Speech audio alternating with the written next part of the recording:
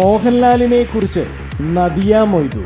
ഒരു കാലത്തെ യുവതീ യുവാക്കളുടെ ഹരമായിരുന്ന തെന്നിന്ത്യൻ നായികയും മലയാളിയുമായ നദിയ മൊയ്തു മോഹൻലാലുമായുള്ള അനുഭവങ്ങൾ പങ്കുവയ്ക്കുന്നു. നദിയ മൊയ്തുവിൻ്റെ ആദ്യ സിനിമ ഫാസിൽ സംവിധാനം ചെയ്ത നോക്കത്താ ദൂരത്ത് കണ്ണും നട്ട് എന്ന സിനിമയായിരുന്നു.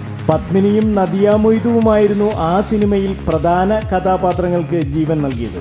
മോഹൻലാലും ഈ സിനിമയിൽ അഭിനയിച്ചിരുന്നു. പക്ഷേ മോഹൻലാലും താനുമായുള്ള ഇന്റിമസി സീനുകളൊന്നും ആ സിനിമയിൽ ഉണ്ടായിരുന്നില്ല എന്നും നോക്കത്താ ദൂരത്തിനു ശേഷം മോഹൻലാലിന്റെ നായികയാകാൻ ക്ഷണം ലഭിച്ചുവെങ്കിലും പല കാരണത്താൽ തനിക്ക് കഴിഞ്ഞിരുന്നില്ല എന്നും മോഹൻലാൽ നായകനായ പഞ്ചാഗ്നിയിലും കണ്ടു കണ്ടറിഞ്ഞുവിലും കൂടും തേടിയിലും ഒക്കെ അഭിനയിച്ചുവെങ്കിലും മോഹൻലാലിന്റെ പേരായിരുന്നില്ല താനെന്നും എങ്കിലും ഇന്നും മോഹൻലാലുമായി നല്ല സൗഹൃദത്തിലാണെന്നും 80കളിലെ നായികമാർ സംഘടിപ്പിച്ച സൗഹൃദ കൂട്ടായ്മയിൽ മോഹൻലാൽ സജീവ സാന്നിധ്യമായിരുന്നുവെന്നും ഒരു കംപ്ലീറ്റ് ആക്ടറാണ് മോഹൻലാൽ എന്നും നദിയ മൊയ്തു പറയുകയുണ്ടായി. ദിവസവും വരുന്ന ഗോസിപ്പുകൾക്കും എന്റർടൈൻമെന്റ് ന്യൂസുകൾക്കും വേണ്ടി ഇപ്പോൾ തന്നെ സബ്സ്ക്രൈബ് ചെയ്യുക.